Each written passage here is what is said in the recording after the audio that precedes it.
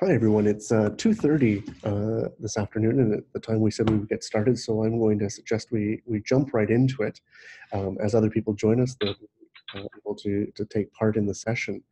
First off, thanks to everybody for taking the time to log on and to join for this session around transition to the new rural economy and some lessons and pearls of wisdom that have emerged out of the Kootenays region of British Columbia.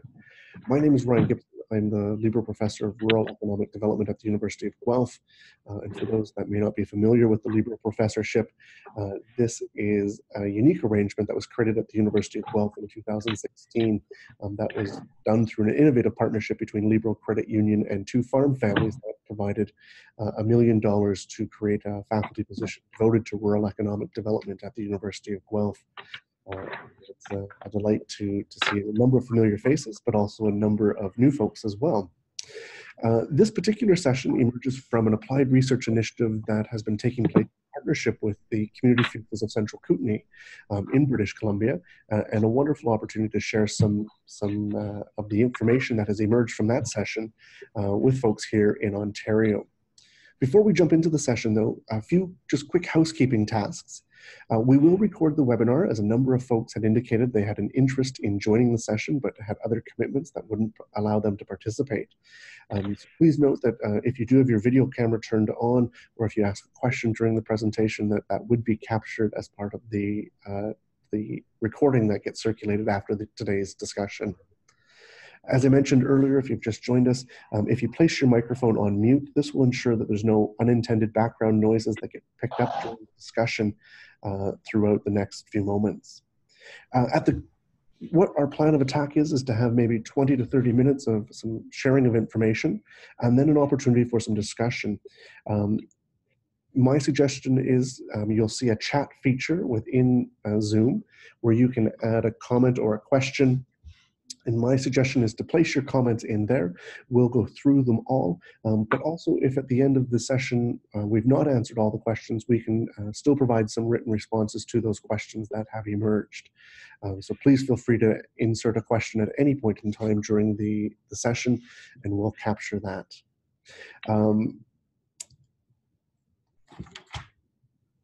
On that front, maybe we'll start with a quick introduction to Mitacs, which was the financial agency that provided an opportunity to facilitate this particular initiative. And then we'll jump right in with the work that Tracy Harvey has for us today.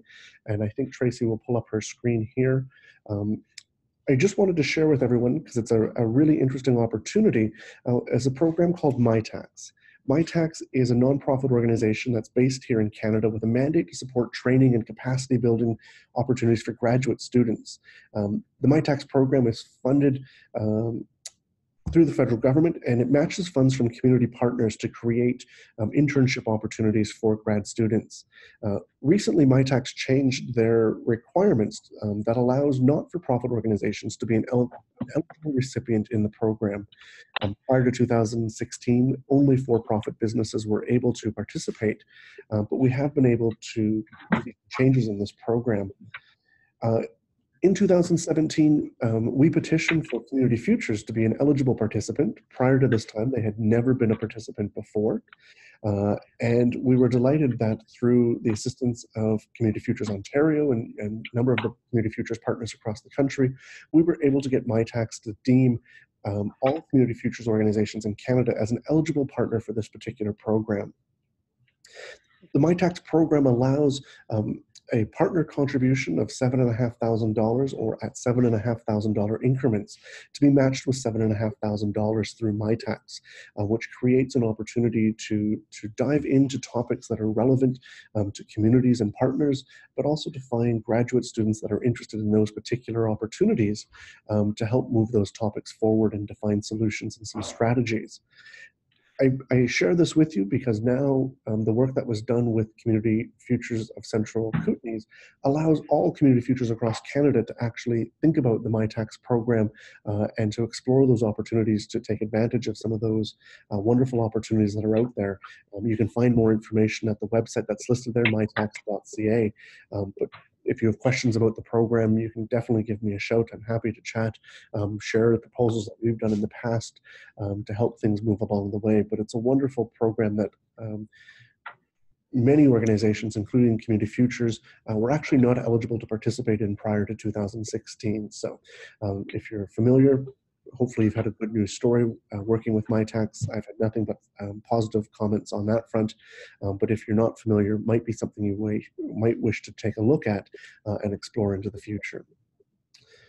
But beyond that, what I really want to do now is actually introduce Tracy Harvey. Tracy is one of the leading scholars and practitioners looking at rural communities and small towns and the cannabis industry here in Canada. She's based in the Kootenays region of British Columbia. She's currently working on her doctoral degree here in the University of Guelph in Rural Studies, but also teaches at Selkirk College in the Kootenays region. For the past 2 years, Tracy has been working with cannabis producers and municipal councils, economic development organizations, Community Futures, policymakers to better understand how the newly legalized cannabis economy would impact the Kootenay region as that legislation rolled out, but also how those benefits and some of the lessons might be shared across the country. And so this is a wonderful opportunity for Tracy, who's been working with Central Kootenays Community Futures and various different partners in the Kootenay region to bring the perspective and to share it here for the Ontario context. And so with that, I would introduce Tracy here, and I'll let Tracy take over in terms of some of the presentation. And as people have questions, they're most welcome to put them into the chat feature, and we'll be set to go. Thanks, Ryan. Just making sure that I'm heard. Okay, great. So thank you for joining me today to discuss some early findings around both challenges and opportunities related to the legalization of cannabis, which happened on October 17th, 2018.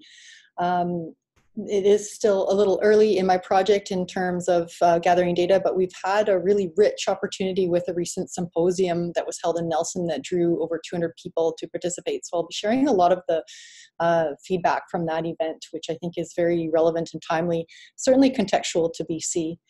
So let's talk about cannabis. It's timely. Legalization is incredibly complex because it involves all layers of government. And so it's become quite a messy process to navigate.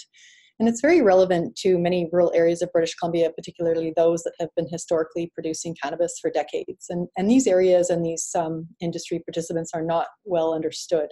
So the position I take is that I am worried that if we don't intentionally transition this industry, either the industry will continue to supply the illicit market, or all the industry participants who are mainly rurally based will be moving out of their communities because of a loss of livelihood, both of which are not good, and I think the latter more probable. So not only was this industry important to the Kootenay region historically, but it's projected to be a very valuable industry in the future for Canada. The GDP of this industry is projected to be worth $20 billion in the next couple of years.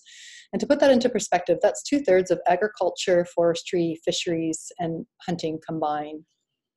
So just a brief slide to acknowledge my project funders and supporters, partly to illustrate the complexity again of this project because it involves organizations at the federal level, provincial level, and also local level. And I'm really acting as a broker to try to ensure that we have as collaborative approach as possible. So I'll just briefly discuss my outline here. I'm going to talk about some greater influences that we need to consider when looking at socioeconomic impacts. And then I'll set the context to help situate this project that's happening in the Kootenay region of British Columbia.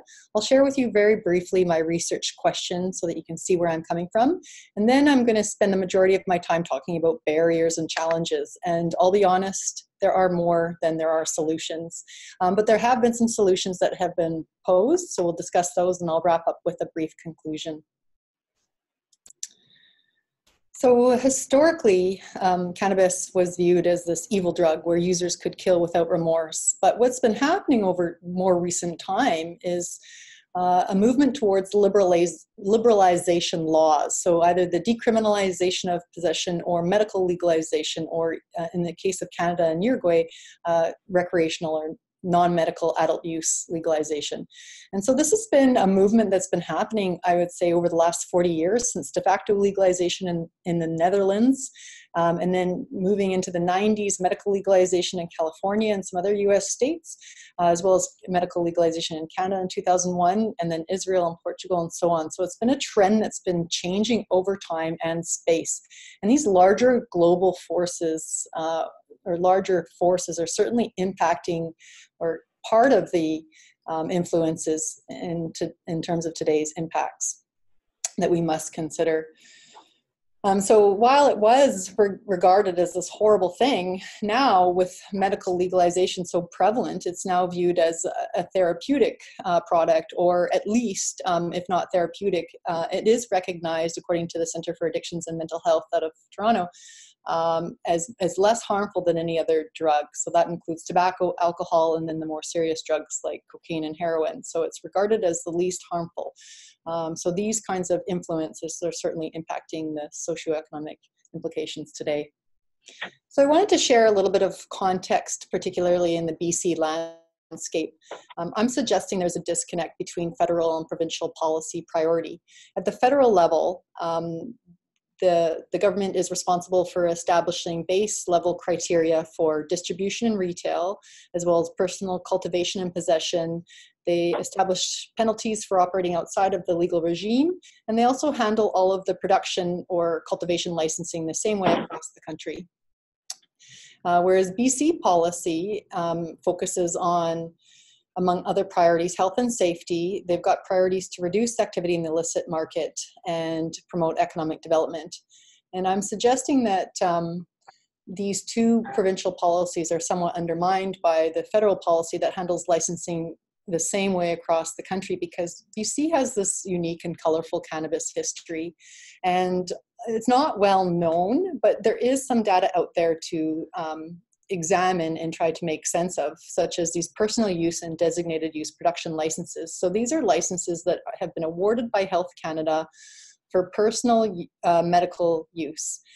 And so you could either, if someone had a negotiation or I guess a discussion with their physician, that they decided that cannabis might be a solution for them, they could get a prescription to produce their own cannabis. And if they didn't want to produce it themselves, they could designate someone else. So these are small licenses for personal use. Someone could hold a couple of licenses together. But these licenses were really what afforded some of the farmers in BC to receive some protection and move from the black to the gray market. And I say the gray market because they're producing cannabis legally, but they often did produce more than they were federally allotted, moving them into this gray area. And they did that to remain economically viable, I understand, and for various other reasons.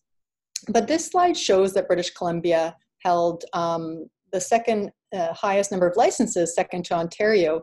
And certainly with Ontario being the most populous province and almost 3 times as populous as British Columbia, it does represent that British Columbia holds the highest number of licenses per capita. So sort of a unique situation.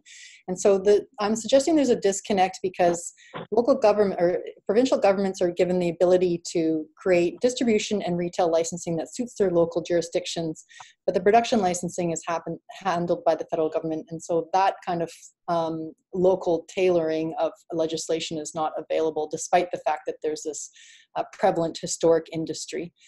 So with legalization, I would have thought it would make sense to continue to transition these farmers from the gray to the white market or the legal market, but so far it's not looking like it's possible. So my research question is, how can the Kootenay region effectively transition to the new rural cannabis economy? So I'll share with you in the next slide what the Kootenay region is or where that's located.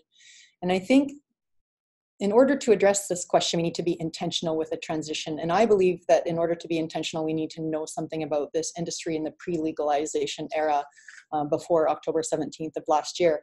And what's generally believed, and what I know so far, is that the primary industry participants in rural areas of British Columbia are small operators, the small potatoes. They're known as the maws and the paws, and there's thousands of them in the Kootenay region, and they're getting left behind. There was a recent report produced by our Central Kootenay Regional District that identified that 35% of some of our communities have been employed directly by this industry. So this is, I would suggest, a primary predominant industry reliance that really needs to be addressed. So just to share with you where the Kootenay region is, it's located in the southeast corner of British Columbia.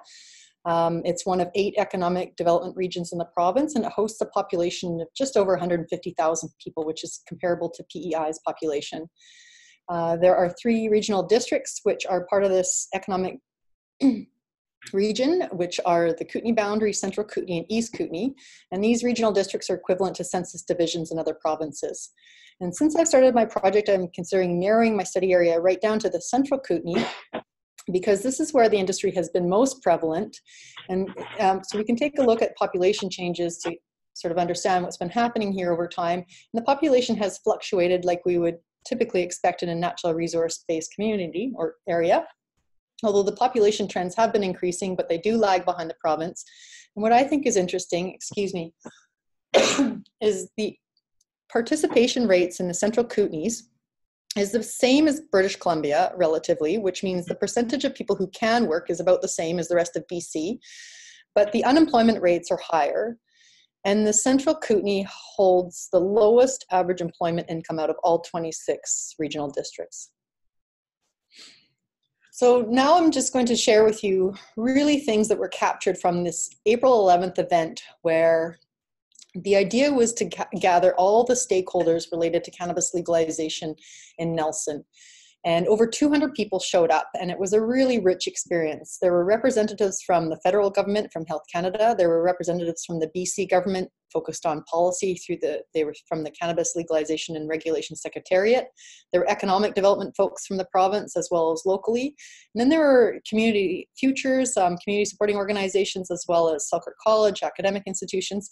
And then the majority of the people were industry participants.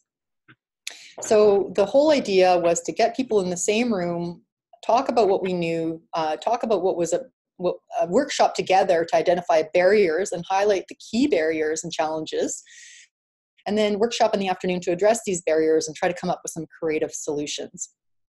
So I thought I would, forgive me for sharing this slide, but this is just what the graphic artist created based on my project, and it sort of helps to illustrate where I'm coming from, because I did identify 2 major concerns. And one is that we've had this illicit, well-functioning cannabis industry that's operated for decades. So what worked in the past is not going to work in the future. How do we address this big change when prohibition's all we know? And then the other concern I had, which is based on senior policies, so provincial and federal policy, is that it looks like rural stakeholders from British Columbia particularly were not considered, because there really doesn't look like there's opportunity for them in the legal landscape the way that the legislation sits right now. And so I just suggested that there's a risk of economic collapse, just like there is when there's a predominant reliance on a single natural resource industry. Rural BC has experienced this over decades. And I'm suggesting that we need to be more collaborative in our efforts to work together. We can engage in collaborative governance so that we work with all of the stakeholders who have interest in this, who are deeply affected.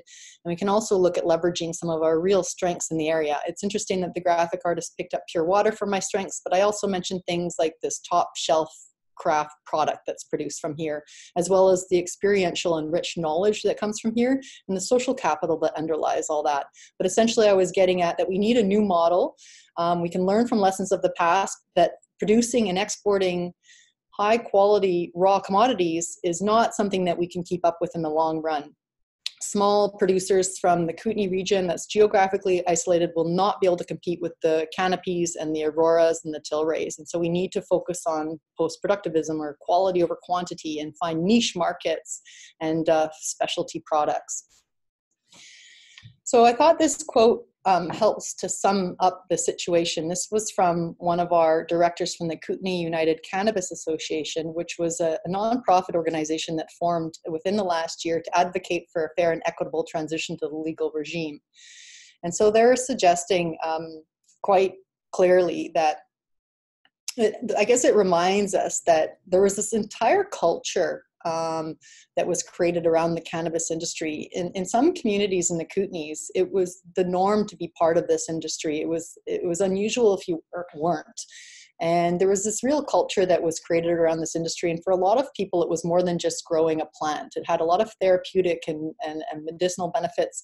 And so now, you know, again, based on this report that suggests up to 35% of some of the workforces were employed by this industry, it's quite concerning that there are some really large challenges that these farmers face transitioning. And so there's quite a bit of concern about what the future holds. So there's five main costs that were identified, five main barriers and challenges that were identified at the April 11th symposium. And the first and probably biggest barrier is simply cost. So the challenge with this is that in order to apply for a micro licensing, so maybe I'll just step back a minute and say that there are two levels of licensing regarding cultivation and processing. And so they're either standard, which is a large license, or micro, which is set to be a smaller license. So with the introduction of micro licenses, it looks like these would be suitable for small businesses, entrepreneurs, small farmers. But the challenge is that in order to apply for a micro license, a farmer or person, an entrepreneur, needs to either own the land or have a year lease and have the building already constructed.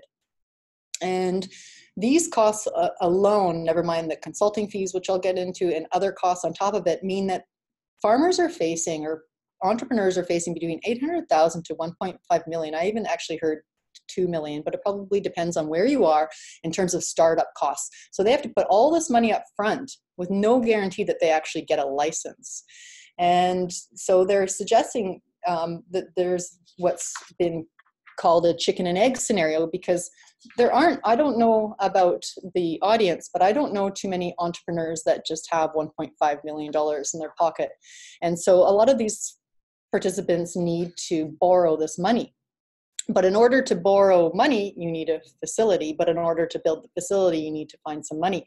And so what is the most viable funding option presented to date is through venture capital, with about a 15% interest rate plus 5% return on the next 5 years of a farmer's crop. So it's crazy funding situations that really are not set up for success for the small farmers.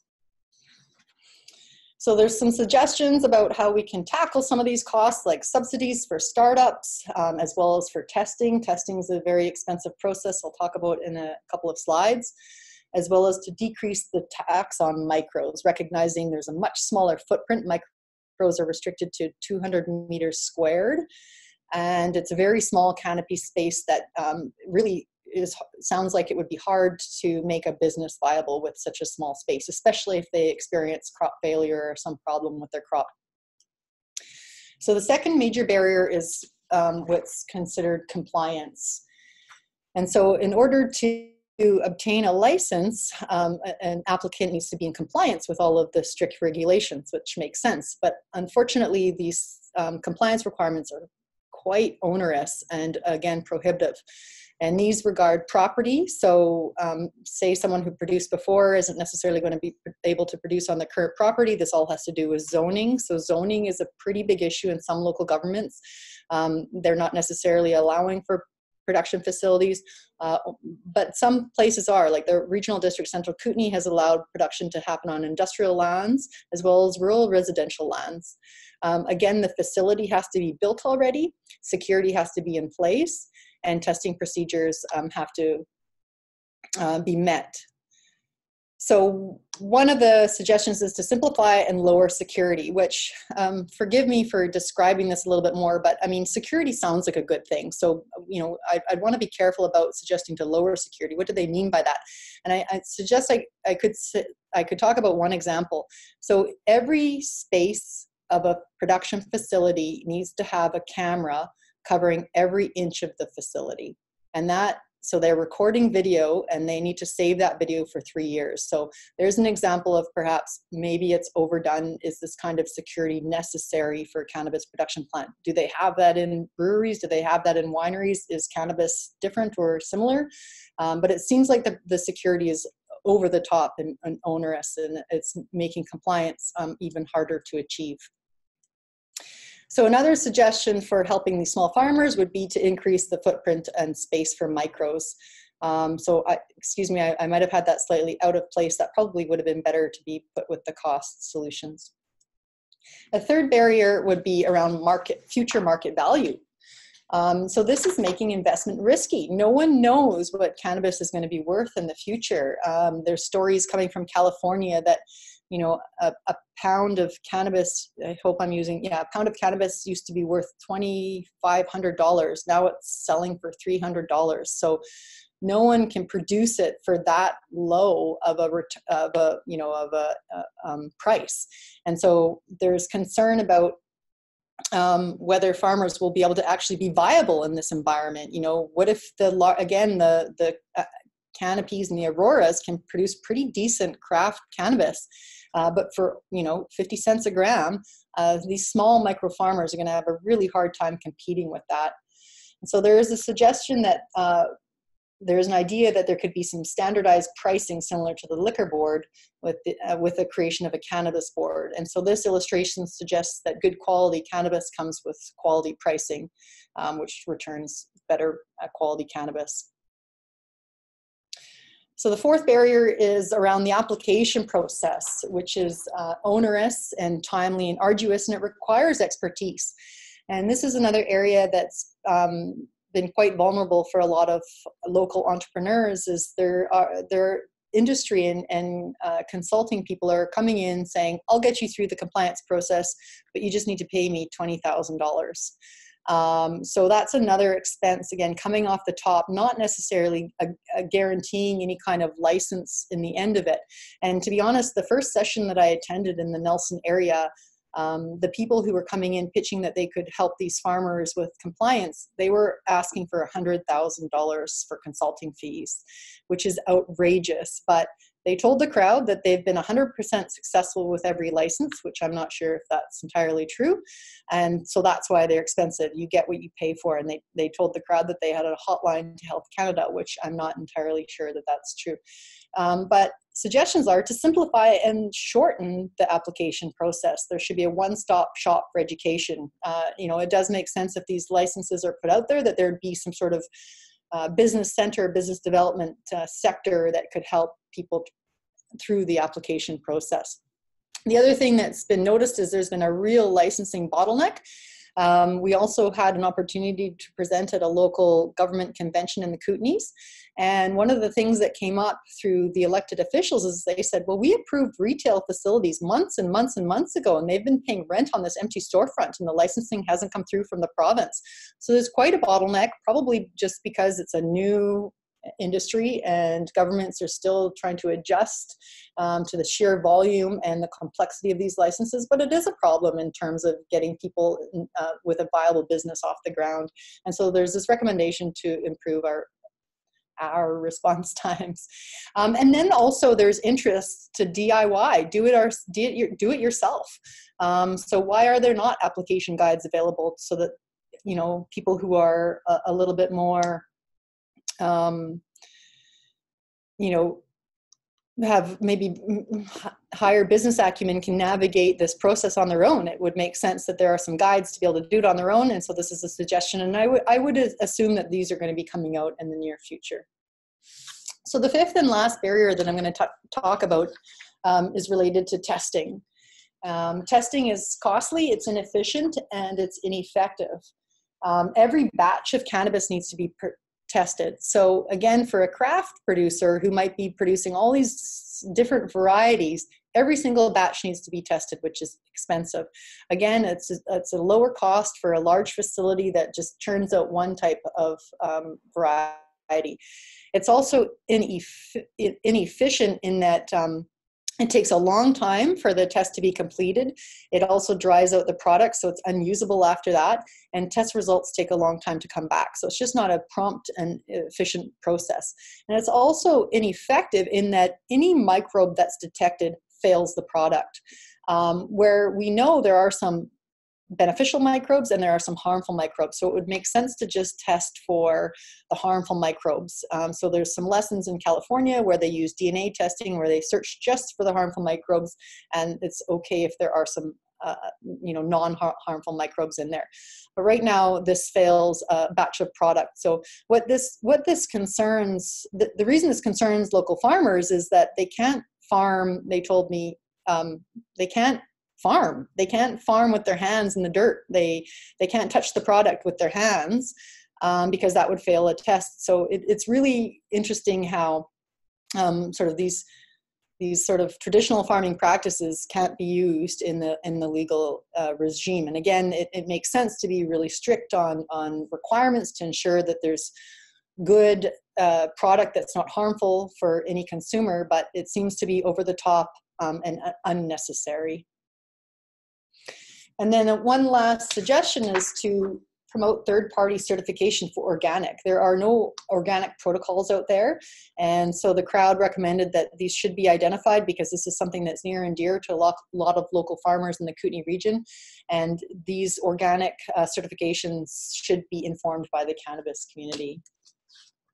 So I thought I would also share with you a gentleman from Community Futures, Paul Kelly, who spoke at this symposium, because it might be interesting to other Community Futures folks what's happening in the Community Futures in Central Kootenay. So Community Futures has been offering these Cannabis Business 101 courses. They've offered 3 intakes so far. They've all been full, and they've got a 4th one for later this month. And they're through the Kootenay Career Development Services. So they're free of charge, and it's about business. It's about business development or creating a business plan. So identifying risks, projections, finding suppliers or creating supply agreements, and just creating a viable business plan, which one of the barriers also that's been introduced, although it didn't come up through the symposium, but a lot of these participants who are part of the industry in the past don't necessarily have the business acumen that's required in the new strict legal environment. So this helps farmers or participants get up to speed with what they need to do. Community Futures is also helping participants walk through the regulations for free, and they're planning to provide some employment and documentation beyond Health Canada. As well, there are some opportunities potentially to borrow money through Community Futures, although to date, as far as I know, there has not been any successful applicant through the cannabis industry that's actually been able to borrow money through Community Futures, although they're looking at it and they're considering it, and we can talk more about that after if anyone's interested. So I thought I'd very briefly mention a few more strategies that I thought might be valuable today.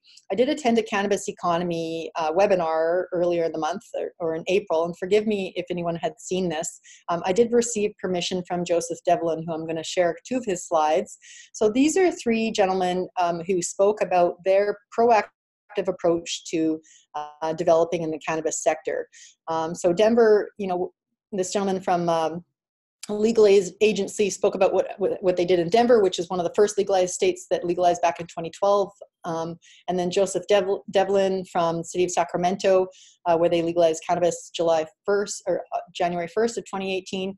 And then this gentleman from the City of Calgary spoke about what they did in Calgary, because Calgary is one of the more proactive cities in promoting the development of this industry. So I'm just going to go to Joseph Devlin's slides, and he, like I said, he gave me permission to share these 2 slides, and I liked his approach because he said there's sort of a 2-step process here. Figure out if you want to promote this industry and develop it, and then make a plan. And so while not everything in this slide is relevant to particularly rural regions, because the City of Sacramento hosts a population of 500,000 or 2-point-something million with the outlying area, there are a few nuggets in here that I thought were worth pulling out. And he suggested take a pulse about on the public opinion. Does the opinion of he called them the electeds, does the opinion of the elected officials differ from the public? Is there tension there? Because that's something to address. In the Kootenay region, there are a lot of elected officials who are on board with developing the industry. But again, if the public is not on board, then that's a tension that needs to be addressed. He also said, you need to pay attention to what your existing cannabis industry looks like. And to be honest, I don't know what rural Ontario's previous cannabis industry looks like. Maybe there was an illicit, well-functioning industry, just like in rural BC. But that's something to pay attention to, because it would make sense to try to engage this group and transition them, I think. That's my position. Also, what are your city's strengths? Where is there opportunity? Because, how will you differentiate yourselves in this market if you are to develop this industry? And then he's suggesting that we identify obstacles to regulation. So sort of similar to the first point about differs in opinion. Are there any political obstacles? Are there resources obstacles, or obstacles around resources? Are there obstacles around public support? And then he asks, what are your resources for managing cannabis? Because his point is if you get into the business of cannabis, it's going to touch every department at your municipality. And I recognize that I'm not necessarily speaking to local governments today, but this is something to consider, that the local governments will be dealing with the development of this industry if it's something that's pursued. So his step 2 was develop a plan. And so have a vision of what you want it to look like. And so in the case of California, they've got goals around social equity. And what that means is that they recognize they had an illicit industry prior to legalization. And so they're making a concerted effort to try to transition these individuals. So they're giving anyone who was part of the industry previously a 0 application fee.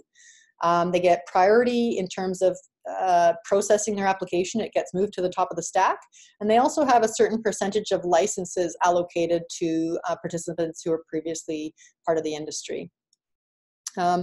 Develop policies that align with the city's goals, public expectations, and reality. It sounds rather obvious, but again, it's a really important thing to think about. What are the goals of your local jurisdiction? Does cannabis development fit within that or not? And then he suggests educating staff is something else that needs to be addressed, because again, cannabis will touch so many different departments. So fire, building code, everything needs to be in alignment with your local government. And then of course he said, don't forget about youth education. And on that note, I wanted to mention that there is some microfunding out there for education. And so I thought it would be worth sharing this out with everybody, because there's $500,000 available in $1,000 grant increments. So pretty much any kind of individual can apply for these grants for pursuing education around cannabis or vaping use.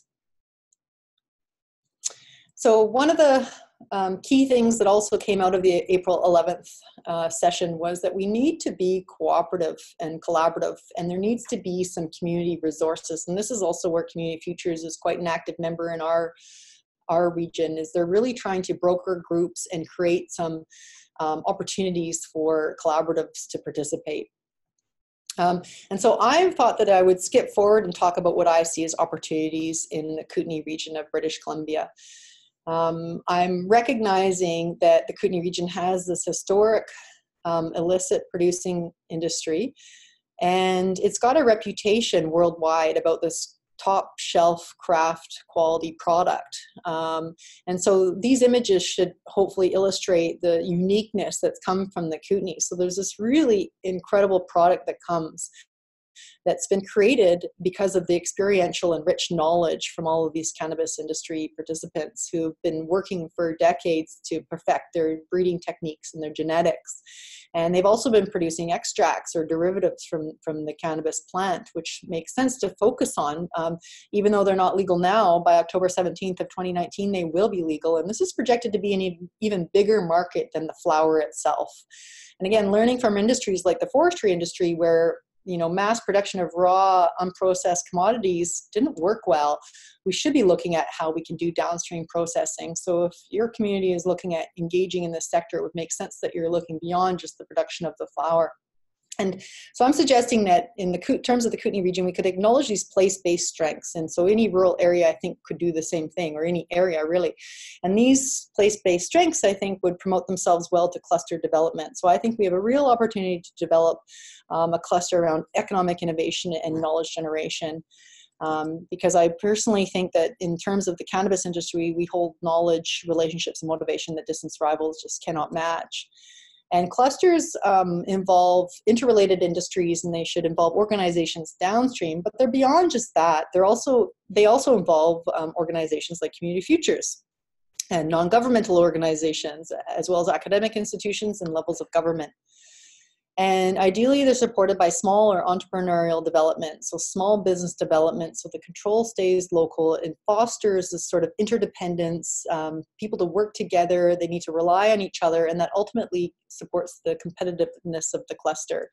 One of the reasons why clusters are promoted as a rural economic development strategy is because they do ensure dollars turn over as many times as possible within a region, which is particularly helpful in a geographically isolated region like the Kootenays, where it's really hard to transport product away. Well, it's expensive because of the mountainous and diverse terrain that's not easy to traverse.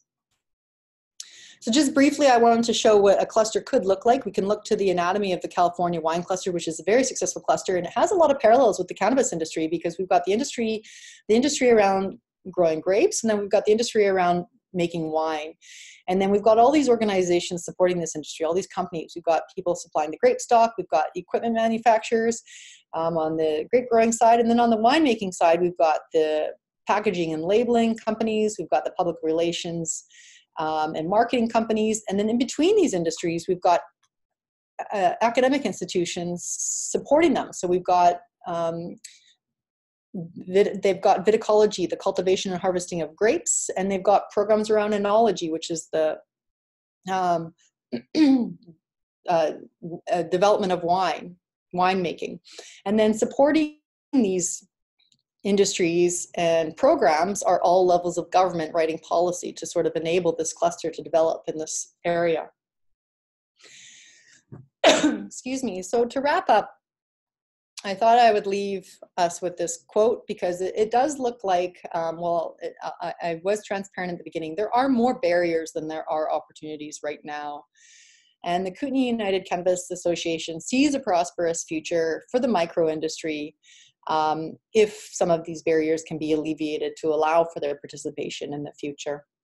But right now, it does look like it's a model. The legislation is really set up for market consolidation in the large corporate players. So some work and creative solutions need to happen to enable these micro farmers to participate. So that wraps up my presentations, and I'm open to questions. So thank you very much, Tracy, for that presentation.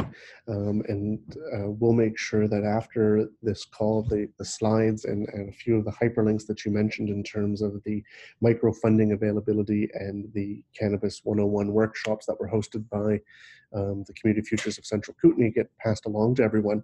But we do have 15 to 17 minutes available if there are any questions, comments, clarifications. If anyone has, you can simply unmute your line and you can ask the question directly. If you want to type it into the chat box, you can do so as well. The other thing I was going to mention is if that you can't get yourself off mute, just simply type a note and I can unmute you without any difficulty from this end as well. But at this time, perhaps we'll see if there are any questions or comments that people may have with regards to the experience that the Kootenays region had with regards to transitioning into the rural cannabis economy.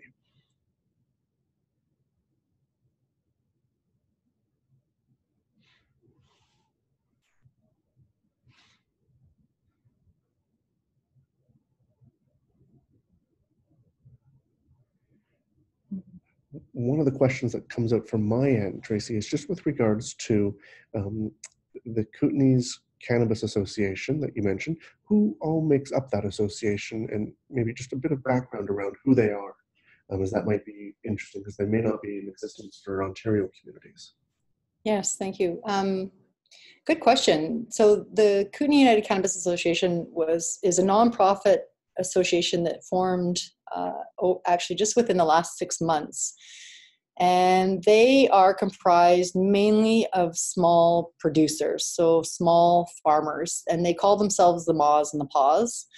There are a couple of processors in that mix as well, so people who have made derived products from the flower, and then there is one retail owner, so someone who existed prior to legalization who had a retail dispensary that supplied cannabis for medical purposes or therapeutic purposes to medical patients. So it's mainly comprised of these small Maws and Paws, and there are 6 people on the board guiding that. And they do represent the large body of small operations in the Kootenays.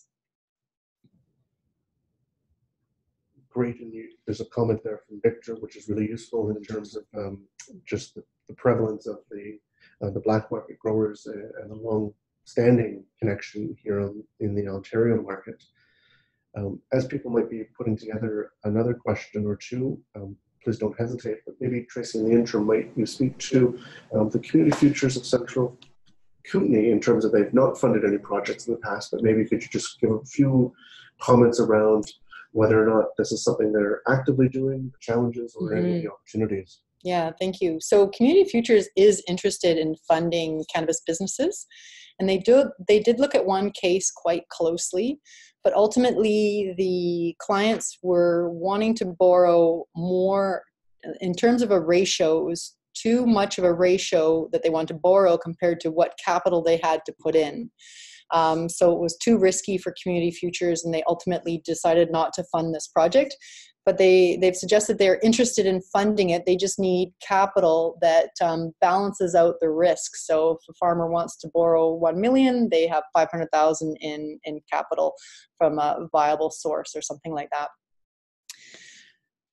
So it's certainly a challenge. The financing is a challenge, but also the gentleman from funding through the Central Kootenays Community Futures, he did say to me that I just envision it'll just be one license that it takes, and once that first license has been funded by Community Futures or by a smaller institution, then it's just going to open the floodgates and all sorts will be able to be funded. But there is still a lot of risk associated with this industry, and so that's why venture capital seems to be the most viable option right now. I see another question from Colleen. Of the $800,000 to $1.5 million startup costs, how much of that is allocated to the purchase of land and buildings? And that's a good question. That would certainly vary from place to place, but that's a substantial portion of that cost, the land and the buildings. Probably at least a half to 3/4 of the cost would be just on the land and buildings. So as I mentioned, either the land needs to be owned by the license holder or leased for a year. And the building needs to be constructed prior to applying for the license, which is, definitely a bit problematic to put all that money up front without knowing necessarily if they will actually be awarded a license in the end.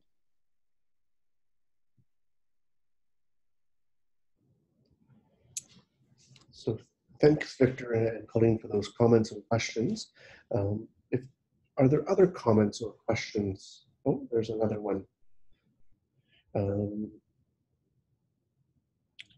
So Victor just posted a question that may not be seen by everyone at the moment, but Tracy, wondering if you can comment around, they've run into some issues around designated growers due to the increased potential for odor impacts on other properties. Are there any practices that you've come across that don't overly impact the viability of these businesses with regards to some of the odor that maybe is generated on that front?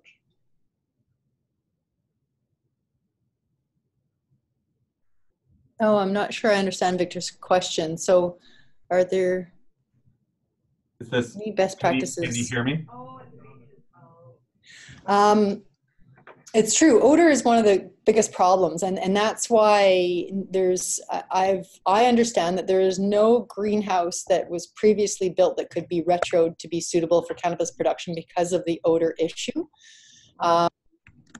So I'm not sure, Victor, what you're asking for exactly, but I believe that this is why facilities are ultimately contained within a building, and then they've got these filtration systems to reduce it or eliminate this odor, because that is one of the biggest problems in the legal environment. Mm-hmm. So repurposing buildings is a challenge. Repurposing any kind of greenhouse is a challenge, but repurposing a warehouse should be feasible as long as, there's certain requirements, but as long as they've got the right filtration system in there.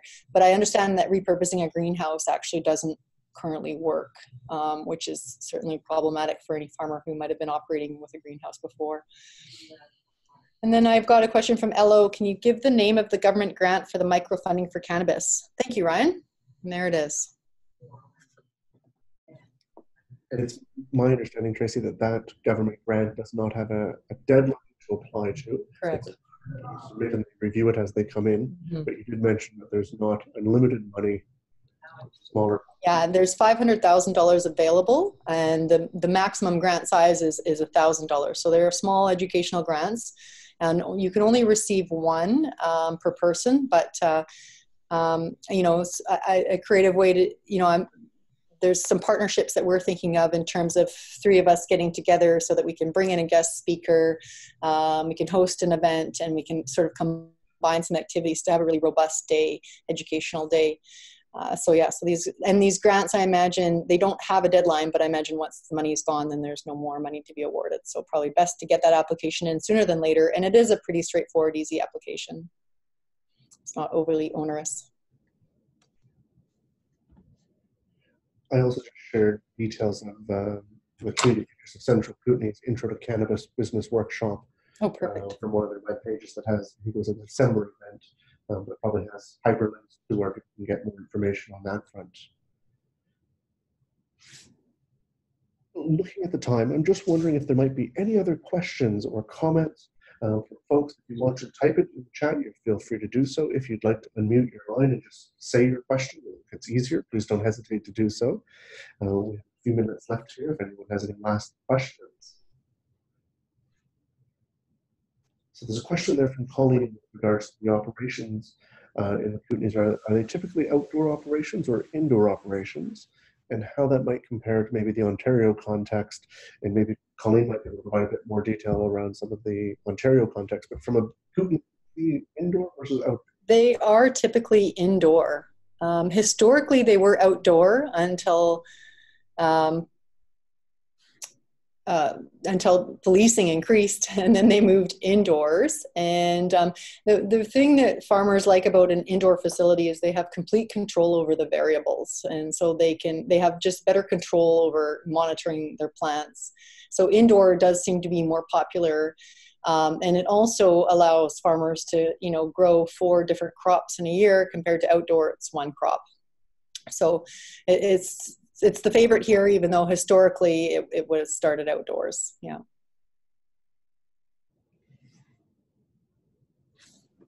And I think my guess on the Ontario context is not very great. I'm sure others on the call might have a much broader understanding of it because it's predominantly indoors as well. That's right. Yeah. In Ontario, at least in a large scale. Yeah, that's what I am aware of. So there's another question there. That just approved a $250,000 loan for an outdoor grow operation, which is fantastic on that front. And which futures organization would that be?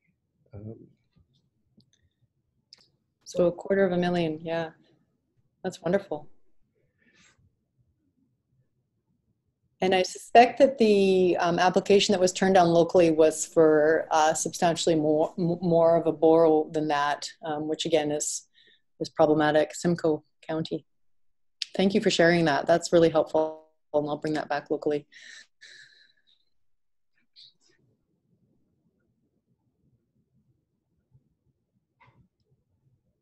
Hemp processing. And so that's an area that I'm not familiar with. I'm not sure what the regulations are around hemp.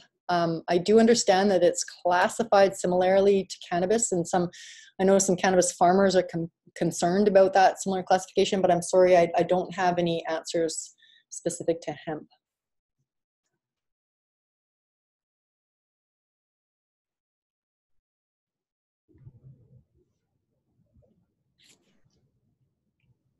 Just checking to see if there are any other questions. Oh, there we go.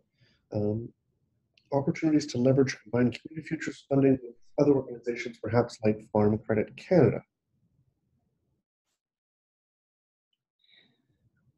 I haven't heard of any, but that sounds like a great idea. I think my impression of this is there's a potential to do that.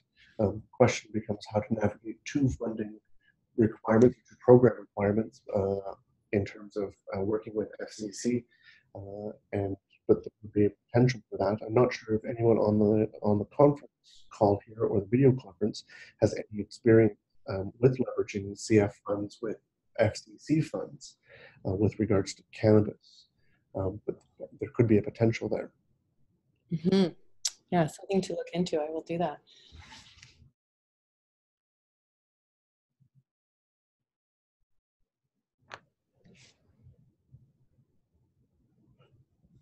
it's a last call if there's any other questions. And as people are typing, I'll maybe just do a few housekeeping things. But if there are any other questions, we can definitely feel free to type them in and we'll chat about them.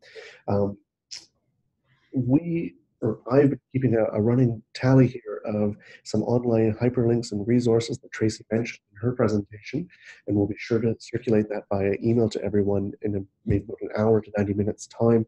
We'll also put in a hyperlink to the slides that Tracy had that can be shared with other colleagues on that front. But we'll also include a hyperlink to the recording of the presentation, so if there were others that might have been interested in your office or in other offices, they can take part in the discussion. As well as we'll pass along some other website links that you might find useful around this particular topic.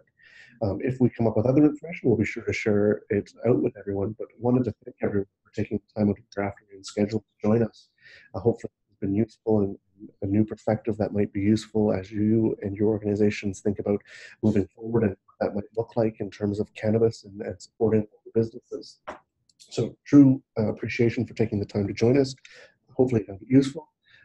And we have one other question that's come up before we sign off, and that's with regards to if there are any numbers around startup costs based on the number of plants. And so is there any sort of kind of numerics that might go and say if you have 5 plants, it's going to cost you $100 a plant or anything of that nature? Yeah, nothing like that identified. I don't know that anyone would really.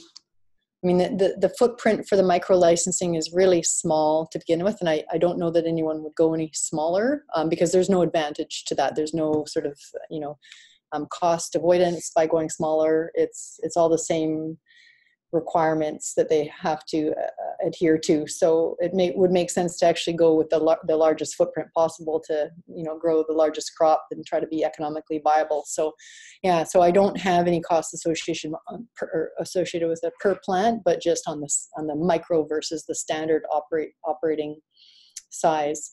I know that the standard operators have spent considerably more in their license applications, and again with no guarantee that they will have a license in the end of it. So right now, it's considered a high-risk industry to just get involved with because of that.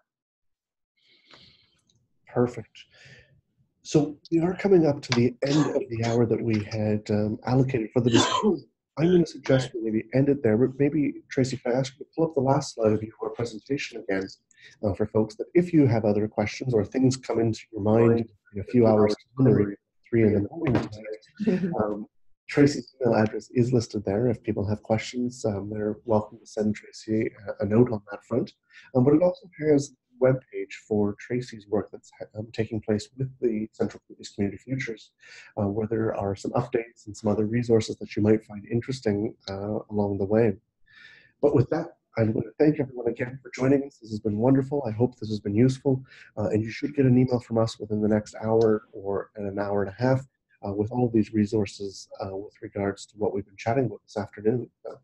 Thank you all for joining. Hopefully it's been useful, and we look forward to chatting with folks in the near future. Thanks, Ryan. Take care, everyone. See you later.